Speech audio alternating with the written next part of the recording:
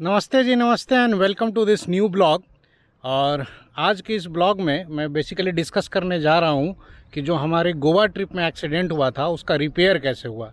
तो अगर आपने हमारे पुराने ब्लॉग्स देखे हैं तो आपको आइडिया होगा, गोवा जाते समय सतारा के पास ये एक एक्सीडेंट हो गया था जिसमें ये जो बम्पर है ना, ये पूरा डैमेज हो गया। देखिए, ये कवर, फॉग लाइट और ये जो फेंडर लाइनिंग वगैरह होता है, ये सब डैमेज हो गया है।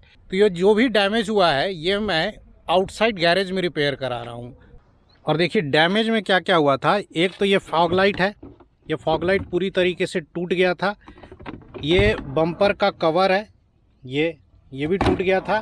फेंडर का लाइनिंग ख़राब हो गया था। ये एक जो है ना सपोर्ट आता है हेडलैम्प के नीचे, ये टूट गया था। तो ये देखिए, नया मैंने बुडमो से फॉग लैम्प मंगवा लिया है और इसमें जो है एलईडी बल्ब जो है वो भी लगा दिया है। फेंडर लाइनिंग जो है ये भी देखिए ओरिजिनल हुंडई का पार्ट है, आराम से मिल जाता है। ये देखिए हुंडई का ओरिजिनल पार्ट है, ये भी मैंने मंगा लिया था। तो ये जो दो सामान है ये मैंने रास्ते में ही ऑर्डर कर दिया था जब हम लोग गोवा जा रहे थे। तो जब तक हम लोग राजकोट लौट कर आए तब तक फॉग लाइट और फेंडर लाइनिंग यहाँ आ चुका था। फिर गैरेज में मैंने बम्पर जो है ना वो ओपन करवा के देखा तो बम्पर भी चेंज होगा, तो बम्पर यहीं से ख़रीद लिया। और बाकी के ये जो एक दो छोटे मोटे पार्ट्स थे ये भी यहाँ राजकोट में इजीली ओरिजिनल हुंडई के मिल गए। तो ये सारा सामान खरीद करके गैरेज में रखा हुआ है और बम्पर पेंट होने के लिए दिया हुआ है। बम्पर आज पेंट हो गया है, अब वो बम्पर गाड़ी में लगेगा, सारे सामान फिट हो जाएंगे और गाड़ी 2 से 3 घंटे में अब रेडी हो जाएगी। तो ये अपना नया बम्पर जो है वो आ चुका है और यहाँ पेंट होकर के रखा हुआ है। और गैरेज का नाम क्या लगा? श्री मोटर्स। हाँ, तो मेरे घर के बगल में ये श्री मोटर्स गैरेज है। देखिए ओरिजिनल जेन्युइन हुंडई के पार्ट्स भी जो बचे खुचे थे वो कवर और जो पार्ट्स था वो मैंने मंगा लिया है। तो ये बम्पर आज फिट होकर के शाम तक मिल जाएगा।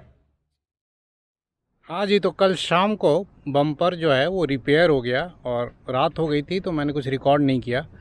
और ये सिचुएशन है अब जी बम्पर की।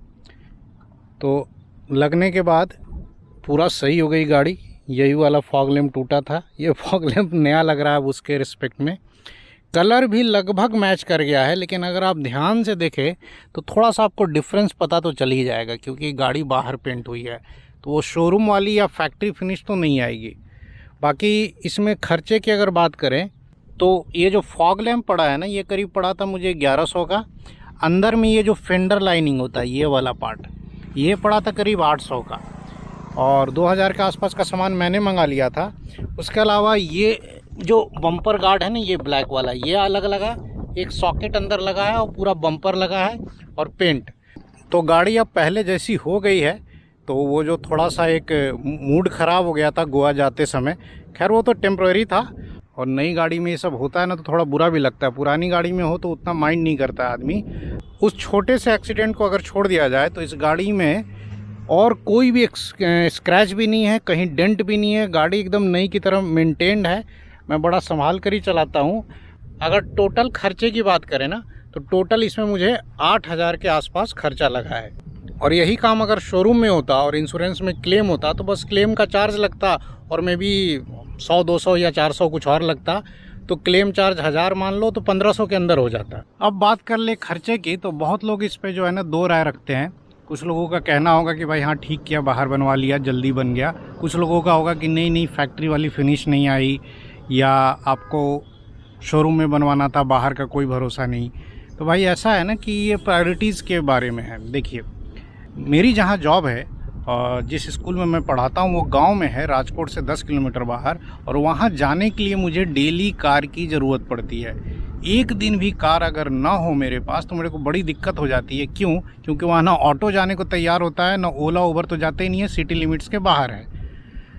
ऑटो जाएगा भी तो बहुत हाई डिमांड करेगा, उसके लिए फिर मुझे सेल्फ़ ड्राइव कार लेनी पड़ती। सेल्फ़ ड्राइव कार यहाँ कम से कम 1200 से 1500 पर डे पे मिल रही है। तो अगर गाड़ी ये 6 दिन भी रह जाती शोरूम में ना तो 15 गुने 6 आप जोड़ लीजिए, 9000 तो मुझे सेल्फ़ ड्राइव में देना पड़ जाता। और उसके अलावा जो क्लेम में चार्ज लगता सो अलग। तो मुझे लगा कि जब बाहर में गाड़ी आराम से 2-3 दिन में बन जा रही है और बनने के दौरान भी गाड़ी मेरे पास ही थी, बम्पर अलग पेंट हो रहा था। वो लास्ट में बस गाड़ी मैंने लगाई, उन्होंने बम्पर कस के 2 घंटे में दे दिया। सब कुछ जो है वो बगल के गैरेज में कराया, तो मुझे भाग दौड़ भी नहीं करनी पड़ी और मेरा रेगुलर जो लाइफ था ना वो भी डिस्टर्ब नहीं हुआ।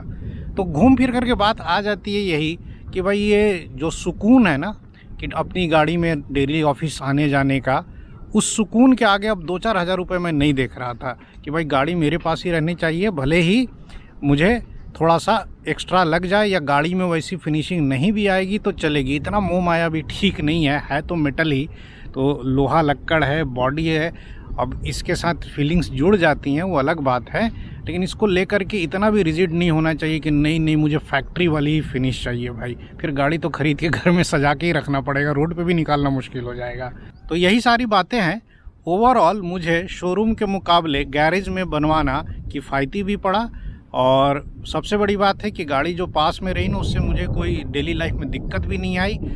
और मुझे उन्हें लगता है कि पैसे कुछ ज़्यादा लगे हैं, अगर मैंने ले लिया होता सेल्फ ड्राइव ना तो इससे कहीं ज़्यादा पैसे लग जाते। बाकी इस बारे में आपकी अगर कोई राय है तो आप भी कमेंट सेक्शन में मेरे साथ शेयर कर सकते हैं। हाँ जी, कार तो बन गई। अब बात कर लेते हैं गोवा ट्रिप के बारे में, रूट्स के बारे में, एक्सपेंसेस के बारे में। तो पहले रूट डिस्कस कर लेते हैं। गुजरात से गोवा जाने के लिए इधर राजकोट, सूरत या अहमदाबाद से बेसिकली 2 रूट हो गया है। एक मुंबई होके जा सकते हैं, दूसरा आप नासिक पुणे होकर के। अगर निकलते समय आपको मुंबई से करीब 150-200 किलोमीटर नवसारी के आसपास गूगल सजेस्ट करता है कि आप नासिक होकर जाएं, तो गूगल की बात सुन लेनी चाहिए। जाते समय हमने नहीं सुना और बहुत झेला, तो मुंबई होकर बेहतर रूट ये रहेगा। लेकिन अगर गूगल कहता नहीं मुंबई होकर जाना है तो गूगल सही बोल रहा है, फिर आप मुंबई होके ही निकलिए। और पुणे के बाद भी गोवा के लिए अब क्या है कि 2 रूट हो गए हैं। या तो आप सतारा से ही नेशनल हाईवे छोड़ सकते हैं बेंगलोर वाला, या कोल्हापुर से। जाते समय हमने कोल्हापुर वाला रूट लिया, राधानगरी वाला रूट। वो रूट बहुत अच्छे कंडीशन में है। फिलहाल जो ट्रक्स और बसेस हैं उस रूट को यूज़ कर रही हैं और उससे आप गोवा जा सकते हैं। दूसरा है, आते समय हमने सतारा वाला रूट लिया। वो भी रूट बहुत अच्छा है, उसमें तो घाट सेक्शन वगैरह बहुत आता है, उसमें ड्राइव करने में ज़्यादा मज़ा आता है। राधानगरी वाला रूट जो है ना उसमें उतना घाट सेक्शन या उतने तीखे कर्व नहीं है। तो जो सतारा वाले रूट में कुछ दूर के लिए, अगर आपने ब्लॉग में देखा होगा, तो हम लोग थोड़ा गांव की सड़कों से चले थे। वो निखारवाड़ी करके एक जगह थी, उसके आसपास। अगर आपको उसको अवॉइड करना है तो उसके लिए भी उपाय है। वो क्या उपाय है कि आपको थोड़ा सा जो नेशनल हाईवे है ना गोवा मुंबई, वो आगे से छोड़ना होगा। वो कैसे छोड़ना होगा उसका गूगल मैप का लिंक मैं डिस्क्रिप्शन में दे दूंगा, आप चाहें तो डिस्क्रिप्शन में चेक कर लेना। दूसरा है कि गोवा से मुंबई आप डायरेक्ट भी आ सकते हैं ओल्ड गोवा मुंबई हाईवे से, बट उस रूट को लेकर अभी क्लैरिटी नहीं है, क्योंकि रास्ते में ढाबे में ट्रक वालों से मैंने पूछा था तो ट्रक वाले मना कर रहे थे कि गोवा से रत्नागिरी तक तो हाईवे कंप्लीट है, पर रत्नागिरी से लेके पनवेल तक हाईवे जो है ना वो कंप्लीट नहीं है, बहुत काम चल रहा है। हालांकि उस हाईवे पे फिलहाल टोल चालू नहीं है, तो उस रूट का मुझे ज़्यादा आइडिया नहीं है, तो अभी मैं उसके बारे में कुछ नहीं कह सकता। तो बेहतर होगा कि गोवा से आप सतारा आ जाए, फिर सतारा से आप पुणे आ जाइए। अब बात कर लेते हैं गोवा ट्रिप के खर्चों की। तो खर्चे में वो मैं बाइफरकेट कर देता हूँ। गाड़ी चली है करीब 2900 किलोमीटर, 1350 आना, 1350 जाना, तो ये 2700 और 200 किलोमीटर गोवा में इधर उधर हम लोग भटके होंगे। तो ये 2900 किलोमीटर्स में गाड़ी का एवरेज माइलेज 20 से 21 के बीच में आया है। डीजल क्रेटा है मेरे पास, इसमें डीजल लगा है करीब मोटा मोटी 15,000 का। तो 15,000 का जी डीजल हो गया। टोल जो लगा है वो करीब लगा है 2200 का, आना प्लस जाना दोनों मिला करके। तो टोल प्लस डीजल अगर कार का खर्चा माने तो ये करीब 17,200 हो गए, ठीक है, 17,200। इसके बाद आते हैं स्टे का। ये 5 दिन की रोड ट्रिप थी, जिसमें से 2 रातें तो हमारी कार में ही निकल गई और 3 रातों के लिए हम लोग होटल में रुके थे। एक रास्ते में कोल्हापुर में रुके थे, वहाँ 1300 का हमने एक नॉर्मल होटल लिया था, और उसके बाद 2 दिन हम लोग गोवा में रहे थे, तो वहाँ 2,500 हमें पड़ा था 2 नाइट्स का। तो उधर 5,000 और इधर 1300, तो 6300 या यूं कह लें 6300 हो गया होटल का खर्चा। इसके अलावा हमारा खाने पीने में बाकी खर्चा हुआ, और कोई मेजर खर्चा था नहीं। शॉपिंग के नाम पे मैंने एक बस शर्ट ले ली थी और बच्चों ने कुछ खिलौना ले लिया था, बीच टॉयज, तो उसमें कुछ ज़्यादा नहीं 400-500 का खर्चा था। तो खाने पीने का जो खर्चा था उसको भी अगर इसमें एडअप कर ले, ये टोटल खर्चा हमारा करीब बैठता है 30 से 31 हज़ार के बीच में। ठीक है, तो इसमें आना जाना, खाना पीना, रहना, गाड़ी, टोल सब हो गया। अब अगर आप गोवा से पहले वाले अगर आपने ब्लॉग मेरा देखा होगा तो मैंने बताया था ना कि 40,000 का बजट लेके चल रहे हैं, लेकिन बट उतना लगता नहीं है। और हम लोग 31,000 के अंदर ही गोवा ट्रिप 5 दिन की कंप्लीट करके चले आए। और गाड़ी का एक्सीडेंट हो गया तो वो 8,000 अलग से लग गए, तो अलग बात है। 31 + 8 39 भी आप काउंट कर सकते हैं, स्टिल इट इज़ बिलो 40।